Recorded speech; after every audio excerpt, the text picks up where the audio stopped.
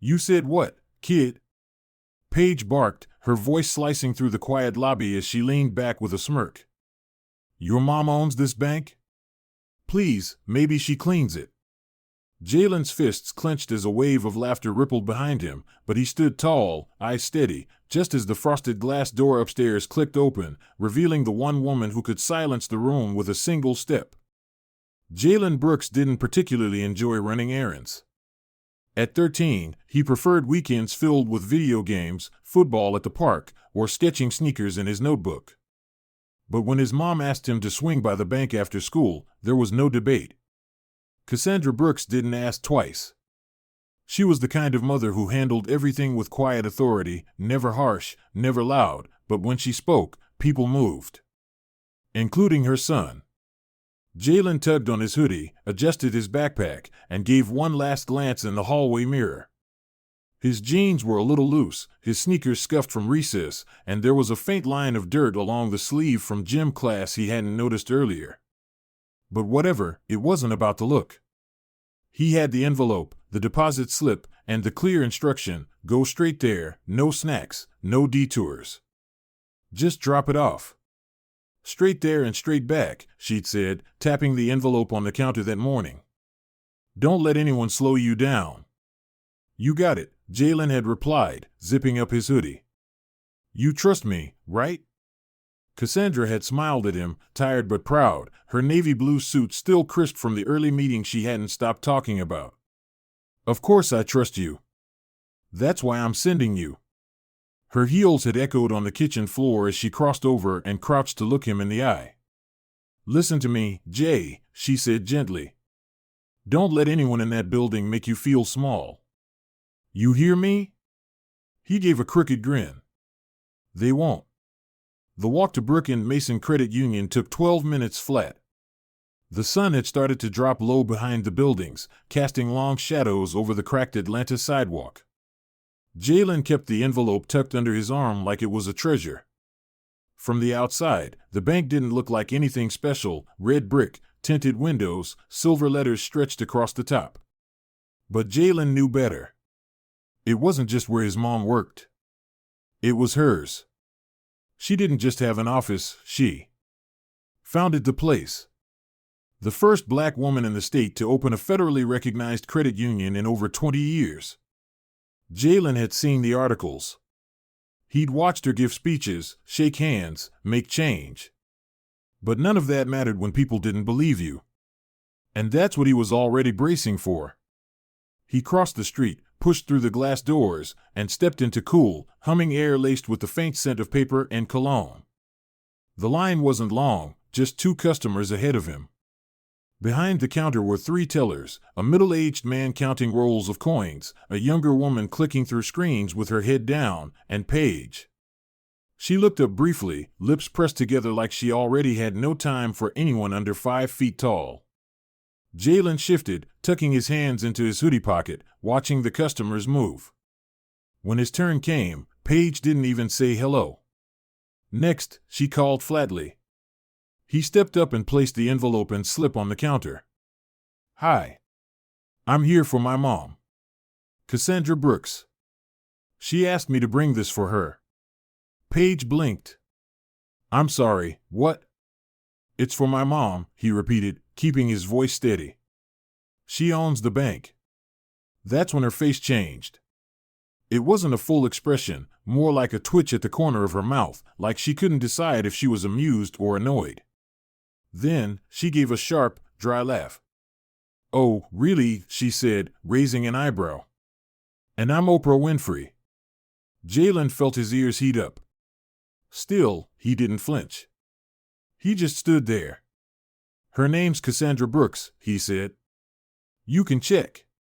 Paige tilted her head and looked him up and down, hoodie, scuffed shoes, the faint mark on his sleeve.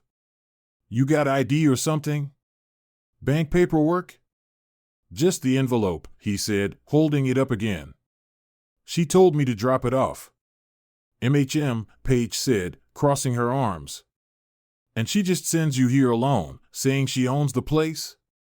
There it was, that tone. That edge of disbelief reserved for kids who didn't dress A. certain way, or talk with practiced polish, or fit neatly into the image of someone who belonged in a bank lobby after school. Jalen could feel people behind him turning, listening. Paige leaned forward with a smirk. Is she the cleaning lady, sweetheart? Maybe you got your wires crossed. Someone behind him laughed, just a little, but enough to slice into the air. A man in a fleece jacket chuckled, shaking his head like Jalen had told a wild joke. Jalen's hands tightened into fists. Still, he didn't yell. She owns the building, he said. Her office is upstairs. Paige leaned back in her chair and smirked. Well then, she said loud enough for the room to hear, maybe she can come down and explain it herself. The room fell quiet. The typing stopped. The man in the fleece looked down at his phone. Jalen didn't move. You can call her office if you want, he said. Paige opened her mouth, but she didn't get the chance. Because the frosted glass door behind the teller line clicked open, and out stepped Cassandra Brooks. She didn't storm in or shout. She didn't have to. Her heels tapped softly across the tile as she approached, dark suit sharp, face unreadable. Hi baby, she said, gently placing a hand on Jalen's shoulder. He exhaled. He hadn't realized he'd been holding his breath. Cassandra turned to Paige. Is there a problem with my son dropping off a deposit? Paige froze. Her eyes darted down to the name tag pinned to Cassandra's lapel, Cassandra Brooks, founder and CEO, then back up. Color drained from her face. I didn't realize, she stammered. Didn't realize what? Cassandra asked, her voice soft but firm. Paige hesitated. I thought maybe he was confused. I didn't mean, so instead of checking, you mocked him? Cassandra asked. You laughed. You asked if I was the cleaning lady. The lobby was still. One of the customers had stepped back. Nobody said a word. Paige's face shifted, somewhere between shame and panic. Look, I wasn't trying to. Didn't mean anything by it? Cassandra asked, tilting her head. Because what you did was very clear. Just then, another figure approached, the branch manager, a pale man in a tailored gray suit. Ms. Brooks, he said, voice tight. I'm so sorry, I just stepped out for a call. I wasn't aware of what was happening. Cassandra didn't break her gaze from Paige. Now you are. I'll handle this, the manager said. Paige, may I speak with you? Paige looked like she wanted the floor to open up and swallow her, but she nodded and followed him to the back office, shoulders tight. Cassandra turned back to Jalen. You okay? She asked quietly. He nodded. Good. She glanced at the rest of the customers, some still pretending to be invisible. Anyone else need help? No one replied.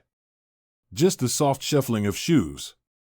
Cassandra gently placed her hand on Jalen's back and led him to the door. As they stepped into the warm Atlanta air, Jalen finally spoke. You didn't even raise your voice. Didn't need to, she said. He nodded slowly. She looked like she saw a ghost when you walked out. She saw something she didn't expect, Cassandra replied.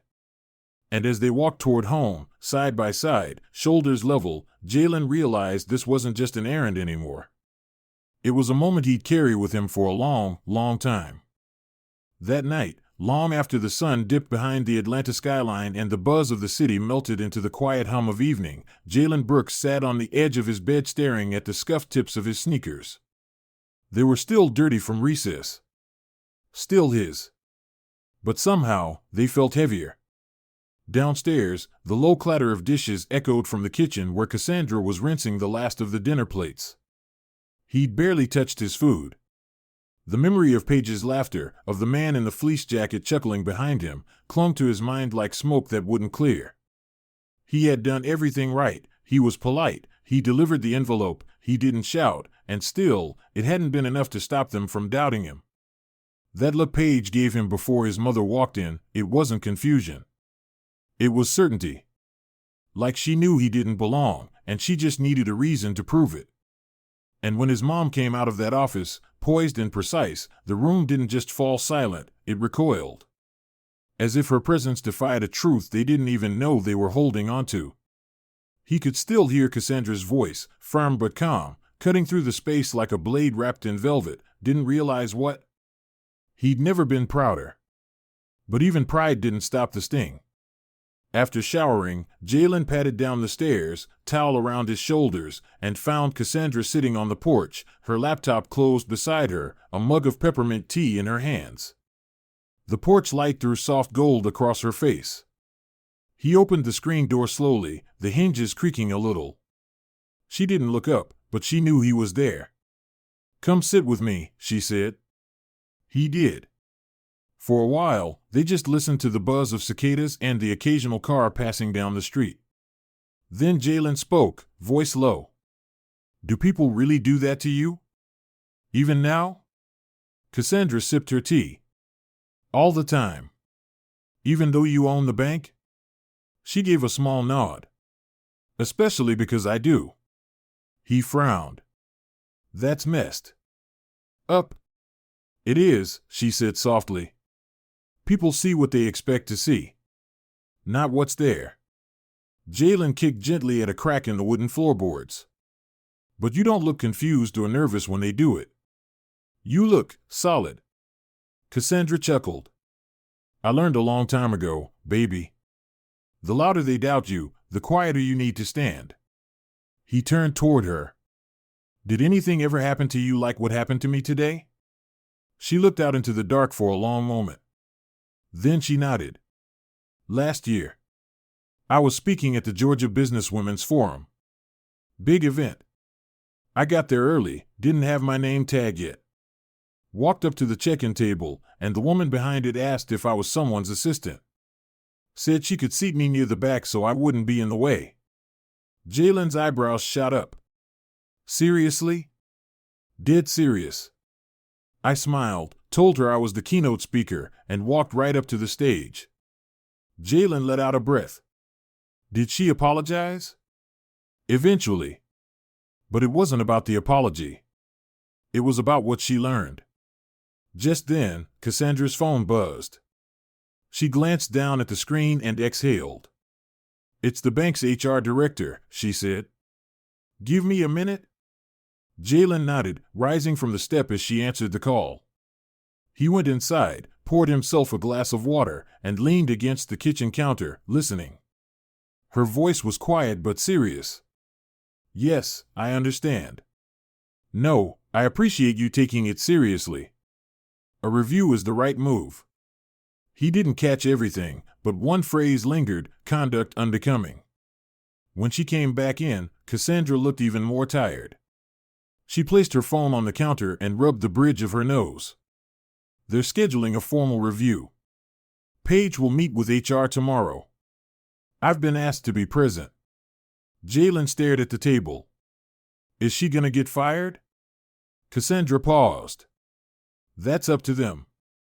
"But she laughed at me," he said, his voice rising slightly. "She acted like I was lying. She called you the cleaning lady. She didn't even care that I was standing right there." "I know," Cassandra said. "And she's going to have to live with that." He frowned. "That's it?" "No," she said. "She'll face consequences. But more importantly, you didn't let her take your dignity. You stood your ground. And I promise you, that's something not everyone knows how to do." Jalen wasn't sure he believed her, but he nodded anyway. The next morning, he woke up earlier than usual. The house was quiet. His mom had already left a note, "Early meeting. Eggs in the fridge. Be good. Love, Mom." At school, he couldn't concentrate. Even when Jalen, his best friend, was cracking jokes over lunch, Jalen just nodded. "You good?" Jalen asked. "You look like someone ate your last fry." Jalen hesitated. "I went to the bank for my mom yesterday." "Okay, and?" The teller laughed in my face. Said my mom didn't own it. Thought she was a janitor or something. Jalen blinked. "What?" Yeah, Jalen said, his voice flat. But then my mom came out of her office, and it got real quiet. Man, Jalen said, shaking his head. I would have lost it. I wanted to, Jalen admitted. But I didn't. After school, Jalen walked home instead of riding the bus. He needed air. When he reached the porch, Cassandra's car was already in the driveway. She was sitting on the top step, blazer folded over her arm, heels swapped for flats. Got a minute? She asked, nodding beside her. He Saturday so, he asked. What happened? The review went as expected, she said. HR led it. Paige was there. She cried, said she didn't mean to hurt anyone. Did you believe her? I believed she regretted getting caught, Cassandra said. But I told her something I need you to hear too. It's not always about what people meant. It's about the harm they caused by refusing to look deeper. Jalen leaned back against the railing. Did they fire her? Not yet. She's on administrative leave. There'll be more steps. Still feels like she got off easy, he muttered. Maybe, Cassandra said. But guess what? The bank asked if you'd be willing to speak at our next equity and inclusion training. Jalen blinked. Me? You. What would I even say? Whatever you want, she said. Tell them how it felt. What you saw. What you think needs to change. He didn't answer right away. He just stared out at the street. Maybe, he said after a moment. If it helps them see other kids like me differently, maybe I will. Cassandra smiled, then leaned her head against the porch post. They sat in silence, the kind of quiet that doesn't need filling. And even though the wound of what happened still sat tender under Jalen's skin, something inside him had shifted. It wasn't healing, not yet. But it had stopped bleeding. Because now, he wasn't just the kid who'd been laughed at. He was the kid who stayed standing. A few mornings later, the air over Atlanta carried that early spring crispness, just enough bite to make Jalen zip up his hoodie as he walked alongside his mother toward Brook and Mason Credit Union. The same red brick building that had once felt like a stage for public humiliation now looked different. Not physically, but something in the atmosphere had shifted. Jalen felt it as soon as the automatic doors slid open. The fluorescent lights still hummed. The faint scent of copier paper and cologne still hung in the air. But the tension that had pressed on his chest last time wasn't there. Not even a whisper of it. He followed Cassandra to the front counter. A new teller, a young man maybe in his 20s, greeted them with an easy smile. Good morning, Ms. Brooks. What can I help you with today? Cassandra handed him a sleek manila folder. Just dropping this off for underwriting review.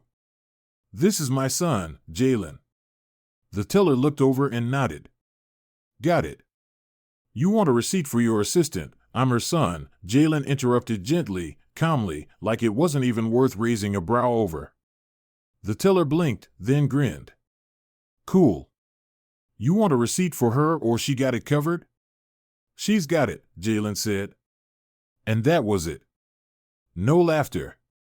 No doubt. Just a nod and a printed slip. They left the lobby with no weight dragging behind them. Cassandra didn't say anything, but as the doors slid shut, she glanced sideways at her son and offered a tiny, satisfied smile. That weekend, Jalen returned to the bank, but this time, he came alone. Cassandra had back-to-back Zoom calls and asked if he could swing by to pick up a presentation binder from her office. He'd said yes without hesitation. There was no pit in his stomach this time. No nerves. Just a smooth walk through the sunny streets of downtown, earbuds in, humming to the beat of a new playlist as he rounded the corner and approached the building. Inside, the lobby buzzed with usual Saturday energy, families waiting in line, a couple with a stroller, someone asking about loan rates at the front desk. Jalen walked up confidently. A new receptionist, an older woman with reading glasses and cropped silver hair, looked up and smiled. Hey there, sweetheart. Can I help you? I'm here for Cassandra Brooks, he said clearly. She's my mom. Left a binder upstairs I'm supposed to pick up. Ah, you must be Jalen, she said without missing a beat. She said you might come by. I'll have someone bring it right down. She picked up the phone, dialing an extension. As Jalen waited, he noticed a flyer taped to the edge of the counter. It was small and printed on plain white paper. The words Voices of Change Workshop were bolded at the top. Below that, in clean, blue font, featuring guest speaker Jalen Brooks. A grainy photo showed him standing beside Cassandra at a ribbon cutting last year. He smirked and muttered under his breath, "Really, Mom?" The receptionist overheard and smiled knowingly. "She brags about you a lot, you know." Jalen rolled his eyes but couldn't help the strange warmth rising in his chest. Moments later, an assistant appeared with the red folder neatly tucked under his arm. "Here you go," he said. She left it at the corner of her desk with a sticky note, "Jalen knows what to do." Jalen laughed. "Yeah, sounds like her." He turned to leave, but just as he reached the glass door, a man in his 30s stepped in, holding it open for him. The guy wore work boots and a hoodie, a tired but friendly look in his eyes. "Thanks," Jalen said automatically. The man paused for a second. "Your mom's the one who owns this place, right?" Jalen nodded slowly. "Yeah. I heard what happened here a few weeks ago," the man said. "Taught me something, honestly. Appreciate it." Jalen didn't know what to say, so he just smiled and replied with a quiet, "Cool." Then he stepped out into the daylight. But something about the way the man said "taught me something" stuck with him. Not as praise, but as understanding. As truth. His walk home was slower than usual, not because he was tired, but because he didn't feel rushed. There was no weight on his shoulders, no voice in the back of his head whispering he didn't belong. Nothing to run from. Nothing to prove. At a red light, he pulled out his phone and opened his notes app. He started typing. Just thoughts. Phrases. Things he wanted to say at the upcoming workshop. Not because he needed validation, but because he knew what it felt like to stand in a room full of strangers and be questioned for simply existing. He knew what it meant to stand tall anyway. When he got home, Cassandra was at the kitchen counter, headphones in, typing furiously on her laptop. She didn't hear him at first. He placed the binder beside her, then sat at the table and scrolled through his phone. A moment later, she pulled out one earbud and looked up. "Everything good?" "Yeah," he said. "Real good." She studied him for a second, as if measuring the confidence in his tone, then nodded. He stood, grabbed an apple from the fruit bowl, and started toward the stairs. "Oh," he added, turning back with a smirk, "I saw that flyer." Cassandra blinked, innocent as a cat in a birdcage. "Which one?" "You know which one. You're going to do great." He laughed and shook his head. "We'll see." She didn't say anything else. Just smiled and returned to typing. The quiet clack of keys filled the room like music. Upstairs, Jalen dropped onto his bed and opened his notebook. He sketched a quick outline of what he wanted to say, something honest, something real. Not about the bank. Not about Paige. But about kids like him. About what it feels like to walk into a room and feel like you have to earn your place just by existing. And what it feels like when someone finally sees you without needing an explanation. The following week, he stood at the front of a modest room inside Brooke and Mason's Employee Conference Center. Folding chairs were lined up in neat rows, and a small podium stood off to the side. Employees trickled in, tellers, loan officers, desk staff. Cassandra sat near the back, notebook open, but her eyes never left him. Jalen adjusted the mic and took a breath. His palms were a little sweaty, but his voice was steady. "Hi. My name's Jalen Brooks. I'm 13 years old, and I'm not here to talk about what someone did wrong. I'm here to talk about how it felt to be laughed at, to be looked at like I didn't belong in a place that my family helped build. And I'm here to tell you what it feels like to be seen again." The room was still. Not silent out of politeness, but quiet because they were listening. Really listening. And as Jalen spoke, not from notes but from experience, something inside him settled. He wasn't here to scold. He wasn't here to impress. He was here to change the way someone in that room might treat the next kid who walks in with dusty sneakers and his chin held high. When he finished, the room didn't erupt in applause. It didn't need to. The quiet nods.